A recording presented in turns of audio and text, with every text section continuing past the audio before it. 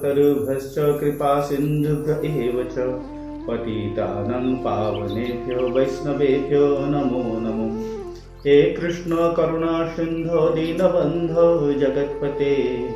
गोपेश गोपिकान्त राधाकान्त नमस्तुते। तप्त काञ्चन गौरांगी राधे वृन्दावनेश्वरी वृषभानुसुते देवी प्रणमामि हरिप्रिये। नीलाचल निवासाय नित्याय परमात्मने बलभद्र सुभद्राभ्यां जगन्नाथाय ते नमो नमः। जय श्री कृष्ण चैतन्य प्रभु नित्यानंद श्री अद्वैत गदाधर श्रीवासादि गौर भक्त वृंद। हरे कृष्ण कृष्ण कृष्ण हरे हरे, हरे राम राम राम हरे हरे।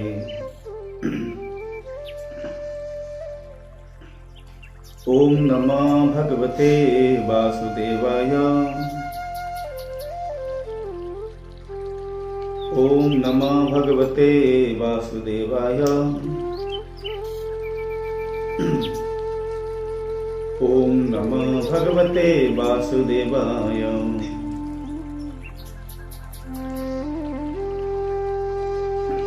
नारायण नमस्कृतं नरं चैव नरोत्तमं देवीं सरस्वतीं व्यासं ततो जयमुदीरये। नष्टप्रायेषु भद्रेषु नित्यं भागवत सेवया भगवतीरुत्तमो श्लोके भक्तिर्भवति नैष्टिकी। मूकरं करोति वाचालं पङ्गुलं विजयते गिरिं यत्कृपातमहं वन्दे परमानंद माधव। हरे कृष्ण।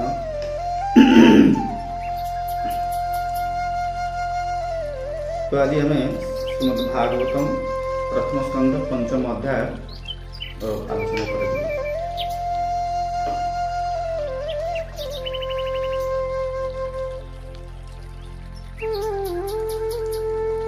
सूत उवाच अथ तं सुखमासीनं उपासीनं बृहच्छ्रवा देवर्षिः प्राह विप्रष्टि वीणापाणिः स्मयन्विव। अनुवाद। सूत गोस्वामी कहले एहिपरि भावरे देवर्षि नारद सुखरे आसन ग्रहण करी एवं हसी हसी ब्रह्मर्षि बा ब्रह्मांक मध्य थिबा ऋषि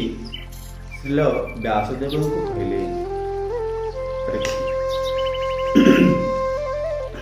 तो आमे विगत क्लास रे आलोचना करले किभଳି भावरे व्यासदेव ए समग्र मानव समाज कल्याण अर्थे वेद शास्त्र को वर्णना कर रचना कर विभिन्न शाखा प्रशाखा विभक्त कर परवर्ती काल एवं उपनिषद विभिन्न प्रकार पुराण एवं महाभारत भली महान ग्रंथ से रचना कर सब रचना करिया परे मध्य जेहेतु से तांकर हृदय शांति लाभ करि पारनांती, तृप्ति अनुभव करि पारनांती। तार कारण जानिबा पई से मने मने चिंतन करुचंती एवं सेतिक बेले देवर्षि महामुनि देवर्षि नारद तांकर सम्मुख रे उपस्थित होछि एवं नारद को देखि व्यासदेव अत्यंत संतुष्ट लाभ करछंती। संतुष्टि तांको अत्यंत सम्मान सहित संभ्रम सहित ताको निज कुटीर नहीं गोटे सुंदर आसन प्रदर्शन दे तांको विभिन्न भोग नैवेद्य माध्यम पूजा अर्चना करी तांकर पदसेवा कर। तो यही भाव में व्यासदेव पदसेवा पाई नारद मुनि अत्यंत प्रसन्न होती। प्रसन्न ही व्यासदेव को जे हे व्यास तुम्हें एते चिंतित कहीं अच्छ, तुम्हें एते दुख ग्लानिर कौन कारण ना, जेहेतु तुम्हें अत्यंत महान ऋषि ତମେ ତ ବ୍ରହ୍ମର୍ଷି, ବ୍ରହ୍ମାଣ୍ଡ ମାନଙ୍କର ଋଷି ମାନଙ୍କର ଶ୍ରେଷ୍ଠ ଋଷି ବ୍ରହ୍ମର୍ଷି। ତମେ ମହାନ ଋଷି ପରାଶର ମୁନିଙ୍କର ପୁତ୍ର। ତମର ଆବିର୍ଭାବ ଅତ୍ୟନ୍ତ ଆଶ୍ଚର୍ଯ୍ୟଜନକ ଭାବରେ ହେଇଥିଲା। ତ ଆମେ ବିଗତ କ୍ଲାସରେ ହିଁ ଆମେ ବ୍ୟାସଦେବଙ୍କର ଆବିର୍ଭାବ ସମ୍ବନ୍ଧରେ ଆଲୋଚନା କରିଥିଲୁ, କିଭଳି ଭାବରେ ପରାଶର ମୁନି ଆଶ୍ଚର୍ଯ୍ୟଜନକ ଭାବରେ ମାତା ସତ୍ୟବତୀଙ୍କୁ ଏହି ପୁତ୍ର ସନ୍ତାନ ପ୍ରଦାନ କରିଥିଲେ ଏବଂ ତାଙ୍କର ଆଶୀର୍ବାଦରେ ପୁତ୍ର ବ୍ୟାସଦେବ ଆବିର୍ଭାବ ହୋଇଥିଲେ। ତେଣୁକରି ତମେ ଏହି ମହାନ ଋଷି ପରାଶରଙ୍କର ଯେହେତୁ ପୁତ୍ର, ତମର ଏଇଭଳି ବିଚଳିତ ହେବା ଶୋଭା ପାଉ ନାହିଁ। ଏବଂ ତା ସଙ୍ଗେ ସଙ୍ଗେ ତୁମେ ଯେହେତୁ ଗୁଡ଼ାଏ ଶାସ୍ତ୍ର, ବହୁତ ଗୁଡ଼ାଏ ଶାସ୍ତ୍ର ଲେଖିଛ, ତା ସଙ୍ଗେ ସଙ୍ଗେ ମହାଭାରତ ଭଳି ମହାନ ଗ୍ରନ୍ଥକୁ ତୁମେ ରଚନା କରିଛ।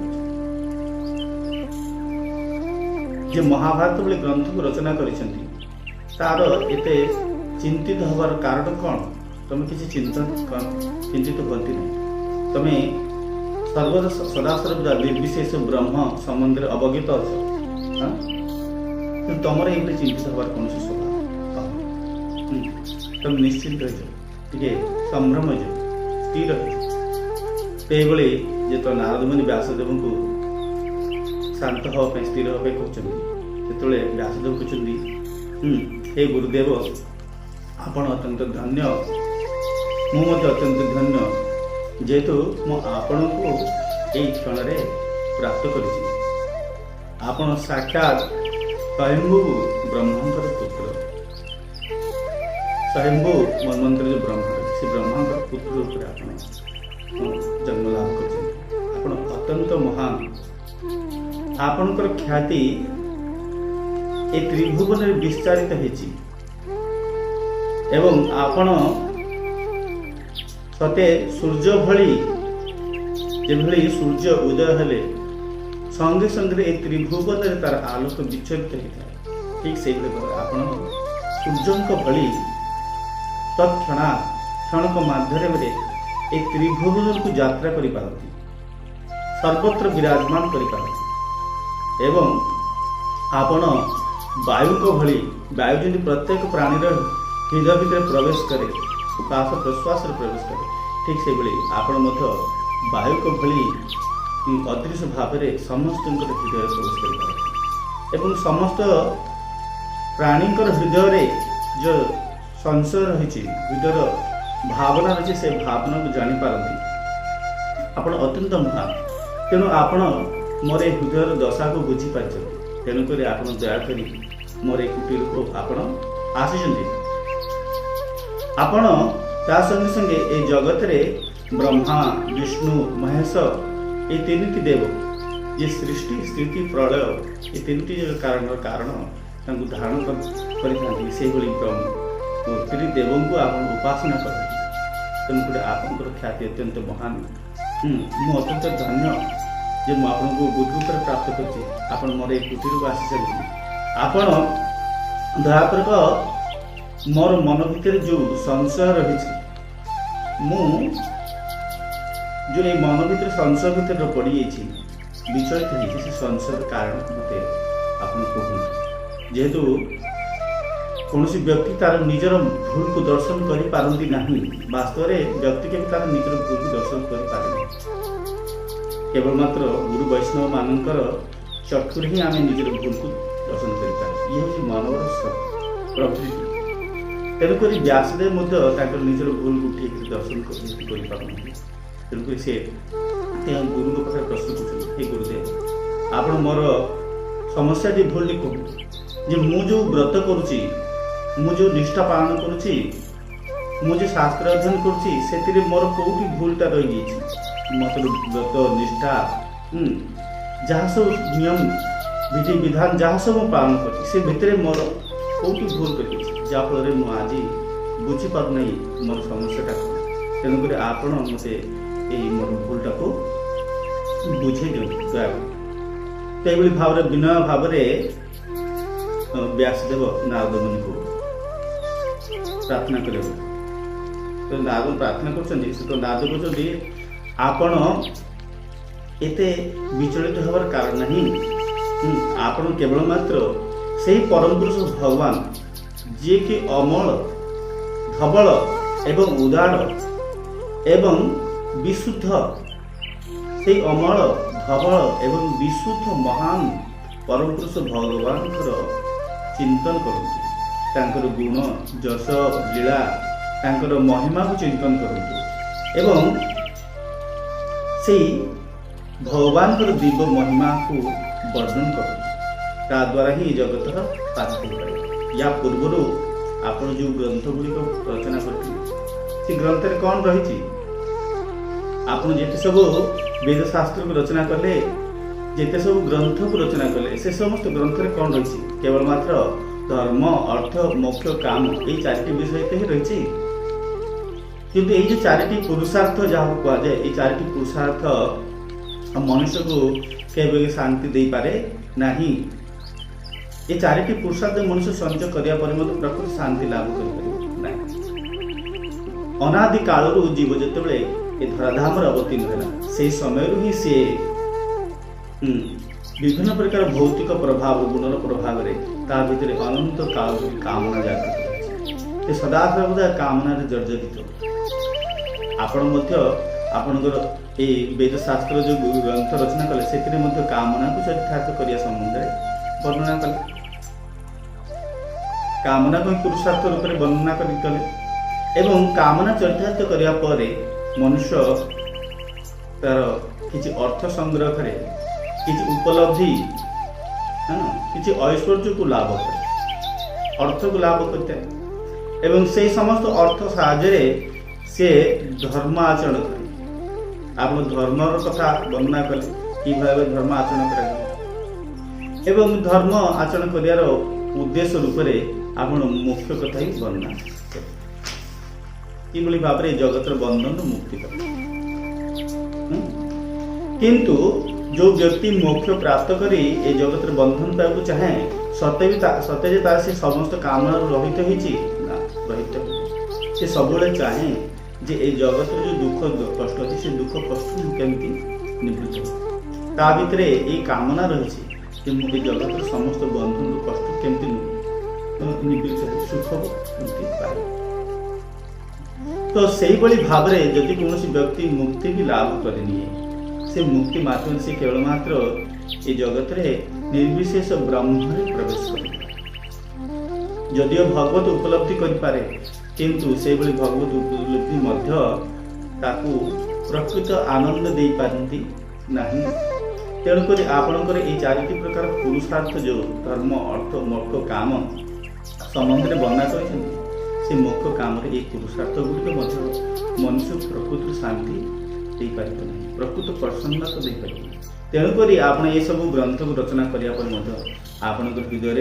शांति लाभ कर नहीं। तेणु दयाकोरी आपण भगवान गुणगान को रचना कहीं करेंगे जेहेतु न जद बस चित्र पदम धरे जस जगत पवित्र प्रगुणित कही तद्वायुषम तीर्थम मनसंति मनसा न जत्र हंसा निर्बंध शिक्षा।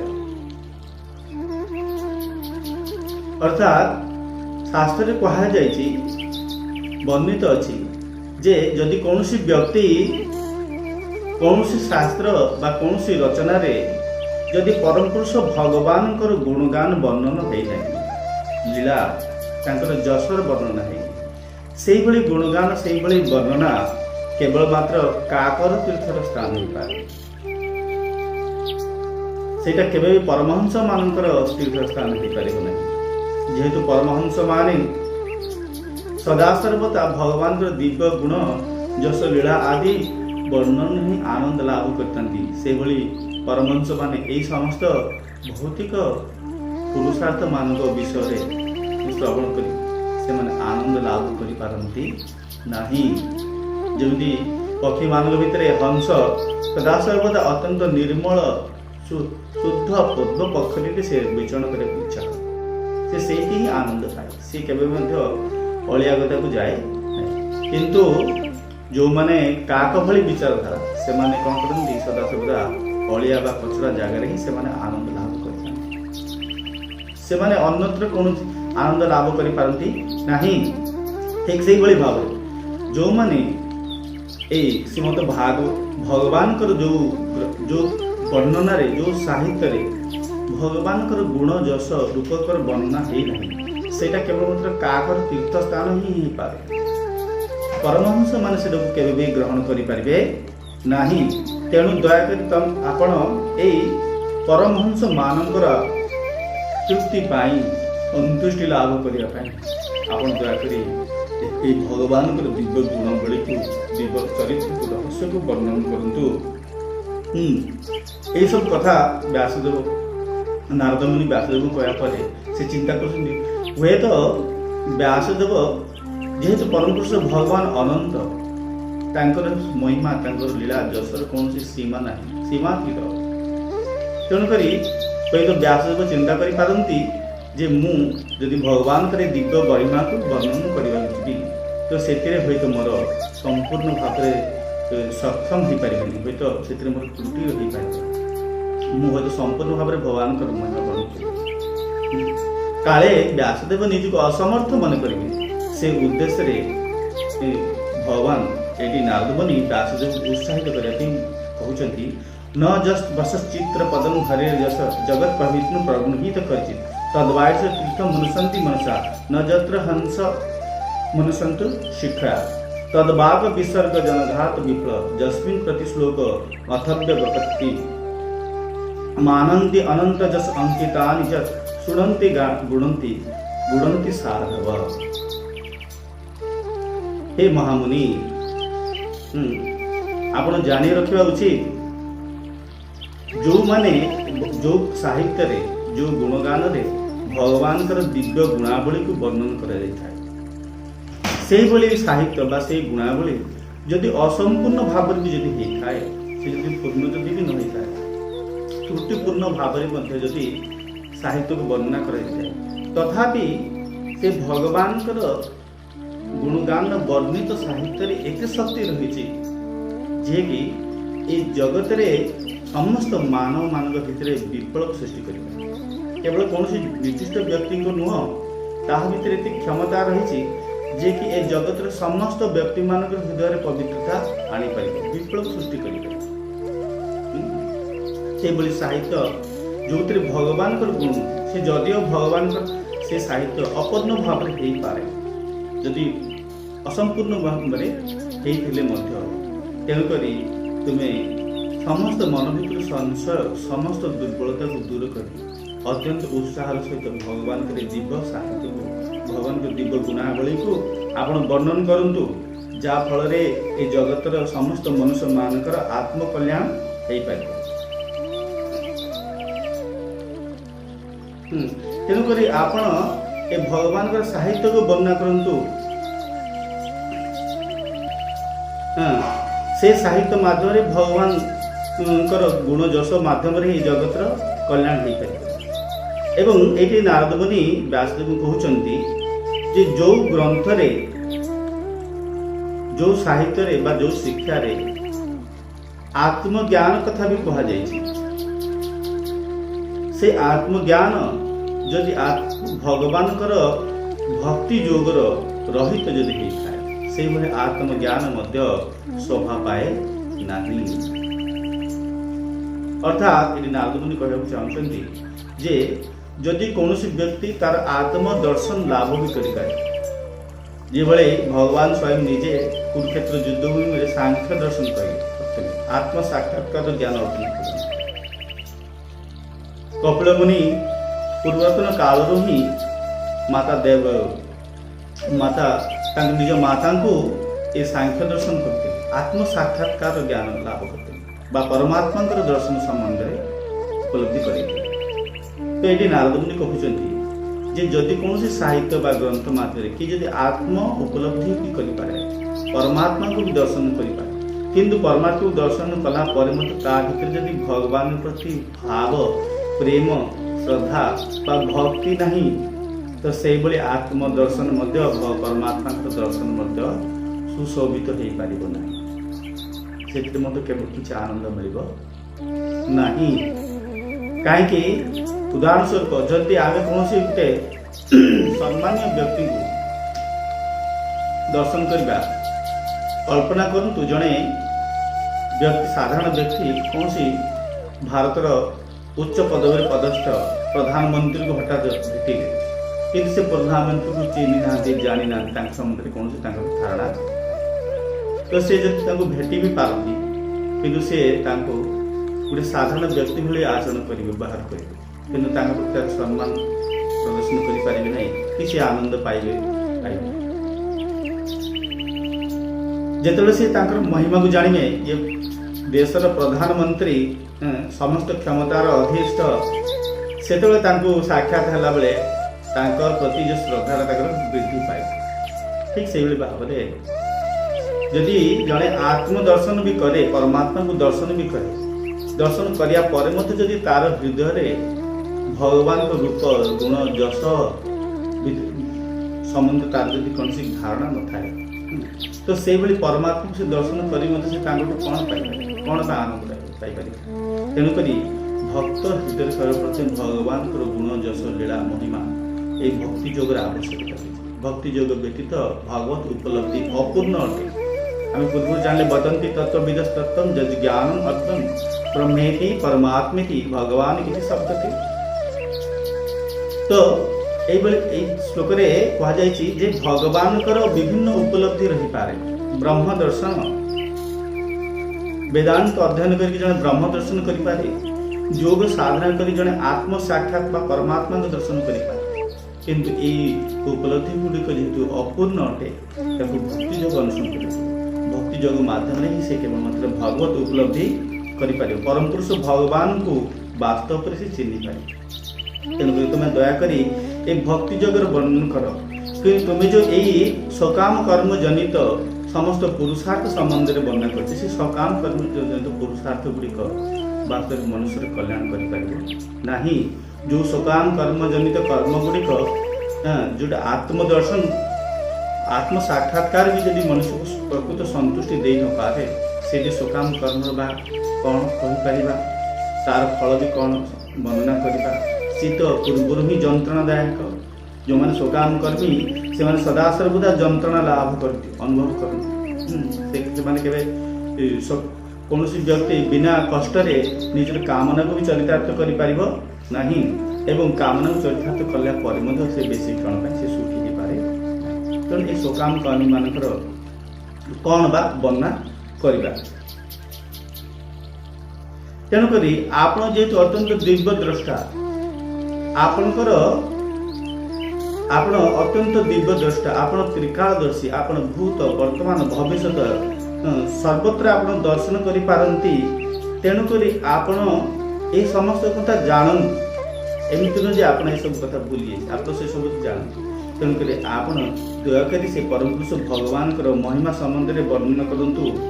एवं भगवान महिमा माध्यम ये जगत कल्याण करने चेष्टा कर आपण पूर्वर भगवान के समस्त दिव्य रचना कर तेणुक आपण एते चिंतित होंतु नहीं। ये नारद मुनि व्यासदेव कहते जे कौन व्यक्ति जदि भगवत उपलब्धि न करि थाए भौतिक उपलब्धि जदि करि थाए तो से भौतिक उपलब्धि तार जीवन केवे भी पूर्णता लाभ करि पारे नहीं। धरतु जदि कौन व्यक्ति तार जीवन में गोटे भल डॉक्टर हो कि भल गोटे इंजीनियर हो किंतु से डॉक्टर कि इंजीनियर जो पदवी रही से पदवी से केते दिन रही पारे केते दिन आरूढ़ ही रही पारे से चिरकाल तो रही पारे जो समय तार शरीर क्षीण हो दुर्बल हो से समस्त तार भौतिक गुण गुड़ हर बस एवं ये शरीर को त्याग कर परवर्ती जन्म समय से केवे मध्य तार से पूर्वक अर्जित भौतिक भोग को से प्राप्त कर किंतु जो माने भक्ति जो आचरण करती जो माने भगवान भक्ति आचरण करती से केवे भी विनाश हो मोर भगवान गीतार मध्य कहते मोर भक्त थे विनाश हो पाए भक्ति मत विनाश हो पाए। तेणुक जो माने भक्त सदा से सदा सर्वदा अजय ही रुकती से भक्ति सदा सर्वदा परिपूर्ण होकर रहे। तेणुक दयाकोरी तुम भक्ति संबंध में वर्णना करंतु भगवान स्वयं जे कि सृष्टि स्थिति प्रलय ये तीनटाक कारण वास्तव में परम पुरुष ये समग्र विश्व ब्रह्मांड जो विश्व ब्रह्मांड को आम देखिपे ये समग्र विश्व ब्रह्मांड मत भगवान ही गोटे स्वरूप एवं ये ब्रह्मांड भितर भगवान स्वरूप भितर जहाँ सब घटी सृष्टि जहाँ सब सी भी भगवान भितर इच्छा ही सृष्टि हो एवं भगवान इच्छा भगवान आश्रय ही ये सब किसी परिचालना ही करुँच भगवान इच्छा ही ये सब गुड़िक नष्ट ये भगवान स्वभाव। तेणुक भगवान स्वयं ये सृष्टि स्थिति प्रलय तीन जाग को नियंत्रण कर से दिव्य चिन्मय परम पुरुष भगवान जी अनंत रूप धारण कर लीलामान से दिव्य रूपा परम पुरुष भगवान तुम महिमा को वर्णन कर तुम तुम हृदय समस्त संशय को दूर कर हाँ समस्त दुर्बलता को दूर कर तुम सजाग हो जाओ भगवान भक्ति भगवान भक्त मान महिमा वर्णन एवं ये समस्त कथा जितेबाला नारद मुनि व्यासदेव को कहले वर्णन कले नारद मुनि व्यासदेव अत्यंत संतुष्टि लाभ करी से नारद मुनि को व्यासदेव को अत्यंत धन्यवाद जन कहले जे हे प्रभु हे गुरुदेव आपण अत्यंत धन्य जेहेतु आपण ये समस्त उपदेश मत प्रदान कले। तो से समय पुणी नारद मुनि कहते मु जहाँ सब ये सब विषय तुमको वर्णना कर कहली ये सब विषय तार प्रमाण देवाई मु मोर निजर स्वयं जीवन संबंध में कहूँ ध्यान पकाऊँ बर्तमान मु मोर स्वजीवन संबंध में वर्णना कहली से संबंध तुम ध्यान पकाऊ तो ये कथा कही पुणी नारद मुनि कहते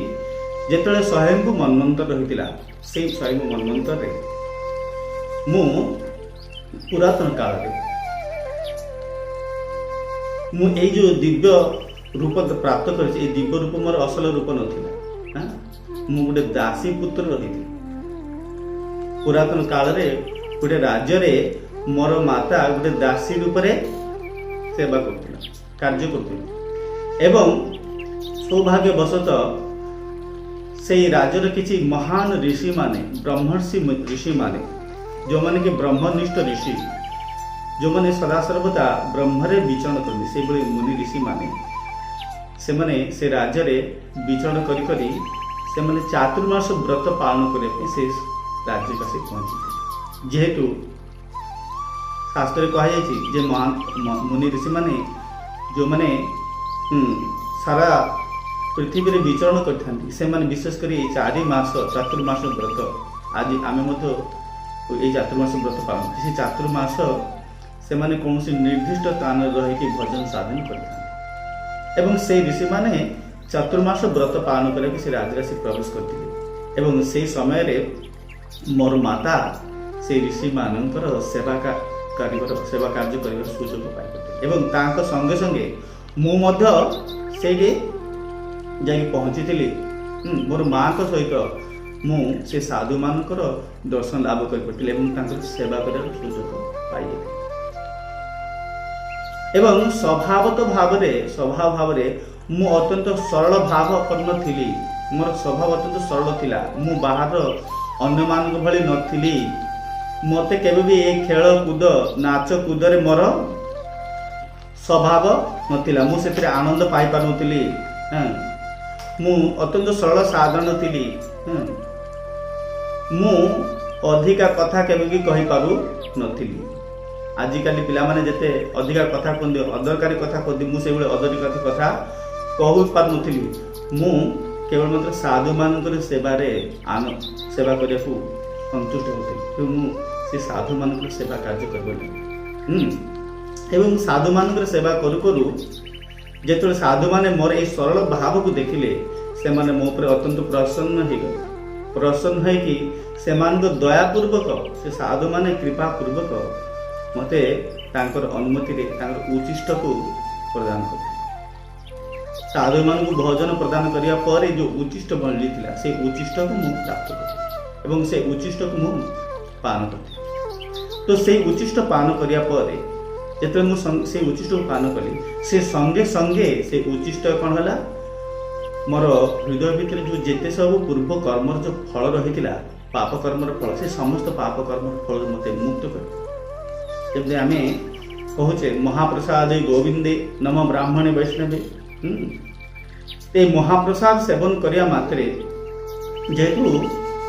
प्रसाद साधु मान मुखर प्राप्त होता से महाप्रसाद होता तेणु से महाप्रसाद मुझे तो प्राप्त करी से प्रसाद पाइबा मात्रे संगे संगे मोर हृदय भितर जो पूर्व कर्मर जो फल रही से समस्त कर्म फल मुक्त मु अत्यंत निजक शुष्क मन कली अत्यंत आनंद अनुभव कली मोर हृदय भितर प्रसन्नता जागृत होगा संतुष्टि जागृत होगा एवं से प्रसाद पाइबा फल मुझे समस्त कष्टर समस्त कर्मफल मुक्त हो गली मो हृदय भितर अत्यंत आनंद अनुभव है एवं से साधु मान प्रति मोर मन भितर अगाध प्रेम अगाध श्रद्धा जागृत एवं से श्रद्धा बल मु निरंतर साधु मान सेवारे करने लगे एवं से साधु माने मोर सेवा मोर ए सेवा भाव देखिकी से अत्यंत प्रसन्न है जदियो मु अत्यंत बाल्य बयस थी मात्र 5 वर्ष बयस मोर थिला तथापि से मते बहुत आदर कर लगे एवं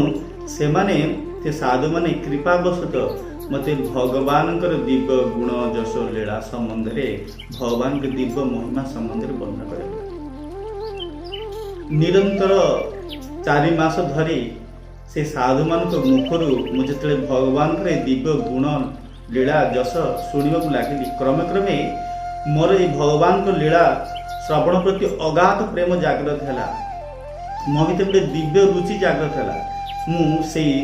रस को से स्वाद को आ भूलने को चाहिए मु बारंबार बारंबार भगवान को से दिव्य रस बा भगवान को दिव्य कथा को शुणा इच्छा एवं भगवान को से दिव्य चरित्र माध्यम मु बुझीपारि जे प्रकृत मु निजको ये जो शरीर मन करुँचा मोर असल परिचय नुह मु हूँ परम पुरुष भगवान अंश जमी परम पुरुष भगवान हूँ सचित आनंदमय चिन्मय शरीर मु भगवान अंश स्वरूप मोर मत असल परिचय सचित आनंदमय किंतु मु अज्ञानवशत मोर शरीर को मोर निजर परिचय बोली मन करी तार शरीर प्रति आसक्त हो पड़े किंतु जो भगवान दिव्य चरित्र को श्रवण कली मोर समस्त शारीरिक आसक्ति मुक्त एवं मोर मन भितर भगवान प्रति श्रद्धा अत्यंत तीव्र ही जागृत है एवं ता संगे संगे से मुनि मान भागवत कथा भगवान गुणगान वर्णना करने संगे संगे जहाँ सब दिव्य उपदेश मान मत प्रदान कले जो दिव्य शिक्षा मान मत दिव्य संदेश देते से समस्त नियम को से समस्त शिक्षा को मु अत्यंत कठोर भाव काय मन वाक्य माध्यम पालन कर एकनिष्ठ भाव एक दृढ़व्रत भाव मु भगवान से समस्त से ऋषि मान निर्देश को कठोर भाव में पालन कर एवं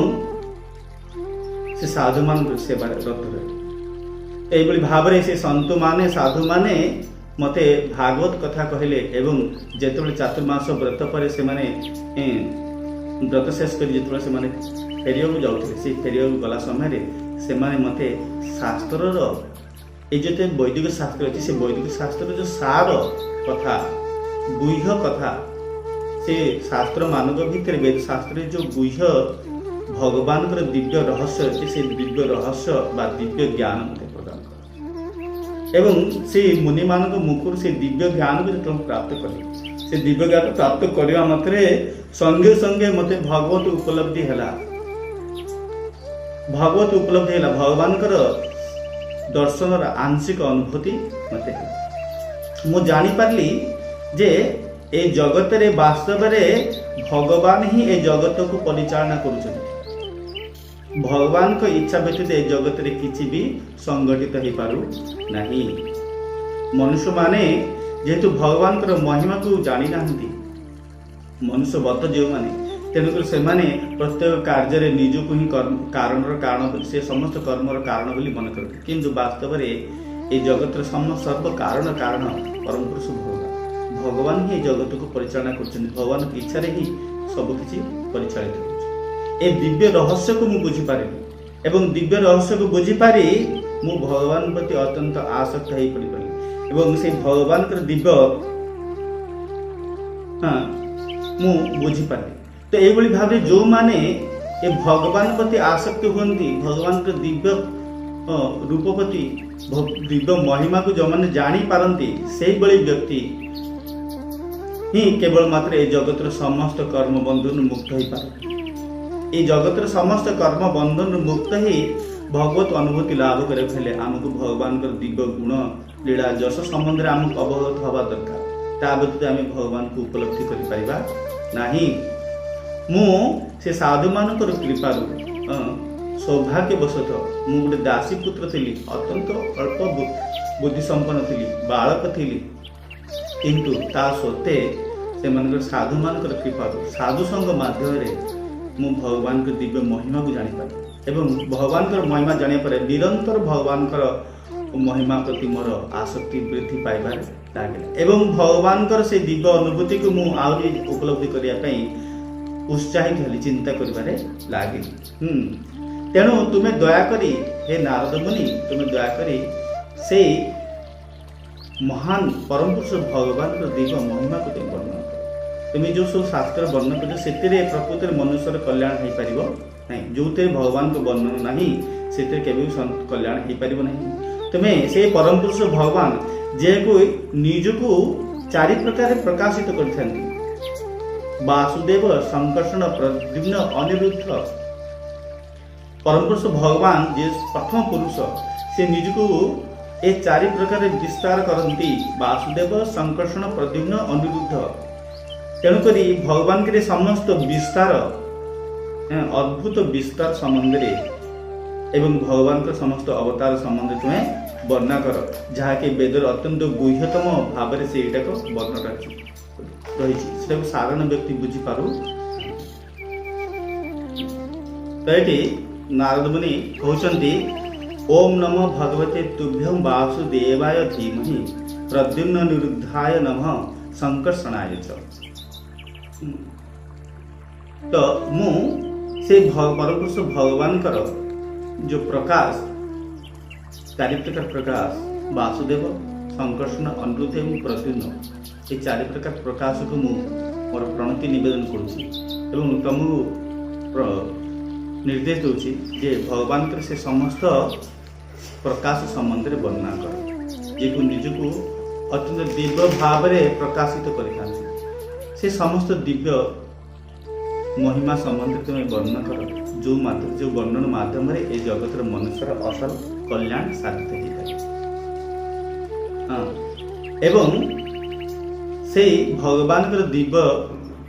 महिमा श्रवण करने माध्यम मनुष्य भितर प्रकृत रूप से असल भक्ति योग जागृत एवं भक्ति योग ही मनुष्य जीवन असल उद्देश्य भक्ति योग माध्यम से जीवन चरम लक्ष्य स्थल पहुंच पाए भगवत उपलब्धि करें। तो एक कथा कही से नारद मुनि व्यासदेव को यही महान ग्रंथ श्रीमद् भागवत ग्रंथ को रचना करने उत्साहित कले एवं भगवान गुण महिमा वर्णन करें। तो ये समस्त परामर्श नारद मुनि ठारू पाई व्यासदेव अत्यंत आनंद अनुभव कर संतुष्ट अनुभव कर परवर्ती काल से पुणी नारद मुनि को किसी प्रश्न पचार से प्रश्नर उत्तर में नारद मुनि आउ किसी सुंदर शिक्षा सुंदर चरित्र वर्णन कर जोटा आम आगामी अध्याय आलोचना करें। हरे कृष्ण। जय श्रीमद् भागवतम के जय श्री प्रभुपाद की निताय गौर। हरे कृष्ण। हरे कृष्ण।